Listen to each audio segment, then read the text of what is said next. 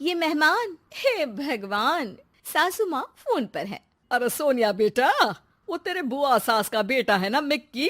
वो और उसकी बीवी नेहा तुम लोगों के घर रहेंगे कुछ दिनों के लिए। अच्छा ठीक है माँ जी। अरे ज्यादा परेशान मत होना, तुम दोनों तो नौकरी करते हो, देख लेना वैसे।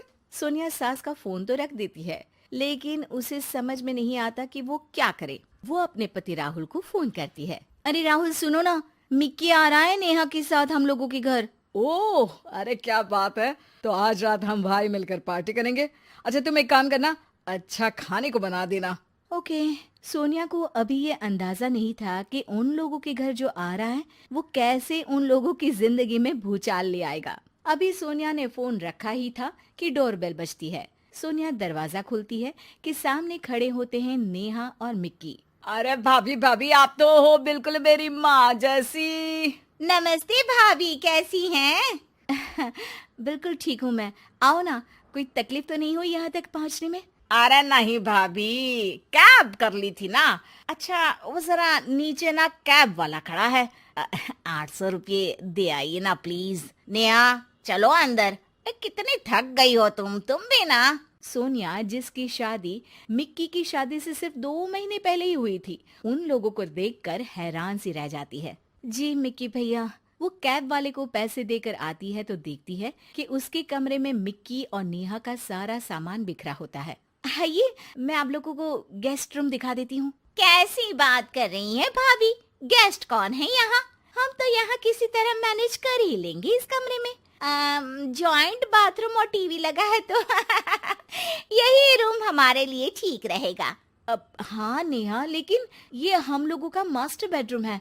अरे भाभी कोई बात नहीं, यहाँ का गद्दा भी ना कंफर्टेबल है, एसी भी ठीक ही लग रहा है। देखिए ना, हम इसी रूम में रह लेंगे, आप फिक्र ना करो भाभी। सोनिया बेचारी कहती भी तो क्या, वो किचन में खाने की तैयारी के लिए चली जाती है। शाम को सोनिया का पति आता है। ओए होए भाई, क्या बात है, शादी के बाद तो तुम बिल्कुल चेंज लग रहे हो। मिक्की क्या बात है भाई, तेरे तो मजे है। कब तक है तू हमारे साथ? बस देख, सेटल होने आया हूँ।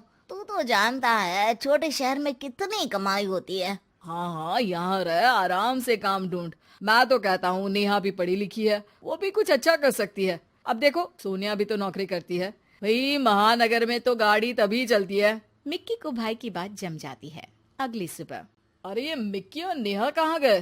कार लेकर गए हैं तुम्हारी, बोल रहे थे शाम तक लौटेंगे। हे भगवान, ये क्या मजाक है यार। कल बता देना चाहिए था उसको कि कार ले जानी है। मैं ऑफिस समय से पहले निकलता, अब ऑफिस कैसे जाऊंगा? मैं नहीं जानती, दिन का खाना ना बाहर खा लेना। मैंने ऑफिस में आज की लीव डाल दी है। सुबह से उन लोगों के लिए नाश्ता और खाना बना रही थी, अब हिम्मत नहीं कर रही है। शाम को दोनों घर आते हैं। सोनिया और उसके पति के कमरे में जाकर जोर जोर से टीवी लगा लेते हैं। वो आज ना एक सीरियल बहुत अच्छा आने वाला है, मैं कब से उसका इंतजार कर रही हूँ। अरे नहीं नहीं भाभी, आज नहीं, आज तो कौन गाएगा गाना का फाइनल है। आज तो मैं ही टीवी देखूंगी। सोनिया गेस्ट रूम में आ जाती है। हे भगवान, कब तक ये दिन देखना है? अपने ही घर में बेगाने जैसे रह रहे हैं। सोनिया पति को फोन करती है। क्या है जी, कब जाएंगे ये लोग? अरे क्यों, क्या हो गया? अरे यार, न कमरा अपना न कार, मैं तो तंग आ गई हूँ इन लोगों से। कोई बात नहीं, मैं बुआ से बात कर लेता हूँ कि इन लोगों को किराए में कहीं कोई अच्छी जगह दिला दे। अरे डोंट वरी डार्लिंग। रहने दो, अच्छा नहीं लगेगा, कुछ दिन बाद बात कर लेना। सोनिया पति से बात करके सो जाती है, लेकिन शाम को जब वो किचन में जाती है तो किचन की हालत देखकर दंग रह जाती है। इतनी गंदी फैली रसोई किसने की? मेरे तो बस का ही नहीं इसे साफ करना। लेकिन यहाँ आया कौन था? मैं आई थी भाभी, वो मिक्की को ना केक खाने का मन था तो वही बनाया था। केक इतना टेस्टी था, इतना टेस्टी, क्या बताऊं आपको। पूरा केक मिक्की खा गए, किसी के लिए नहीं छोड़ा। मुझे तो बस ना छोटा सा टुकड़ा मिला।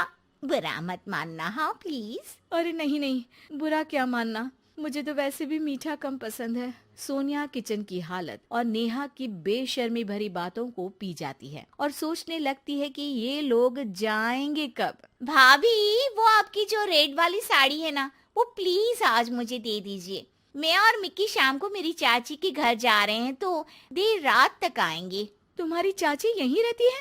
तो कुछ दिनों के लिए उनके घर स्टे कर लो ना, उनको भी अच्छा लगेगा, वरना कहीं बुरा ना मान जाए। अरे नहीं नहीं भाभी, मैं ना वहाँ कंफर्टेबल नहीं हूँ। हाँ हाँ, मेरे रिश्तेदारों के साथ आप क्यों कंफर्टेबल फील करेंगे? ऐसी बात नहीं है नेहा, हम भाई एक दूसरे को बचपन से जानते हैं, हम एक दूसरे को समझते हैं। अरे तुम्हारी चाची के लिए जो कुछ तुम बताती हो उसे सुनने के बाद मैं कैसे उनके घर रुक सकता हूँ? नेहा थोड़ा अनकंफर्टेबल फील करते हुए कहती है। हाँ लेकिन सामने तो अच्छे हैं ना, हमें क्या करना भाभी कि वो पीछे क्या बोलते हैं। हाँ लेकिन मुझे फर्क पड़ता है। मैं भैया और भाभी के पास इसलिए हूँ क्योंकि मैं जानता हूँ कि भैया और भाभी मेरे पीछे मेरी बुराई कभी नहीं करेंगे। ये बोलकर दोनों वहाँ से निकल जाते हैं। सोनिया उन लोगों के जाने के बाद अपना कमरा साफ करती है। अपना जरूरी सामान तो गेस्ट रूम में ले जाऊं। उसे पति की पुरानी फाइल मिलती है। सोनिया उसे खोलकर देखती है। अरे ये क्या, मिक्की भैया इन्हें हर महीने पैसे क्यों भेजते थे? वो पति को फोन लगाती है। सुनिए, ये मिक्की भैया आपको कॉलेज के समय में पैसे क्यों दिया करते थे? उधार लिया है क्या इन्होंने आपसे? अरे नहीं नेहा, दरअसल तुम जानती हो ना कि हम लोगों की आर्थिक स्थिति खराब रहा करती थी। मिकी ने ही अपने काम में लगाने वाले पैसों को मुझे देकर मेरी पढ़ाई पूरी करवाई थी। मैं उन लोगों के घर ही रहा करता था, सारा दिन पढ़ता। मेरे खाने पीने से लेकर कपड़े तक का ख्याल बुआ और मिक्की रखा करते थे। मैंने न जाने उन लोगों के बारे में क्या क्या सोच लिया। एक वक्त जब उन लोगों ने आपके लिए सब कुछ लगा दिया, आज हम लोगों की बारी आई तो हम इतना सोच रहे हैं। अच्छा है कि तुमने खुद ही इस बात को रियलाइज कर लिया। यह एक अच्छी बीवी की निशानी है जो पति की हर बात को समझ ले।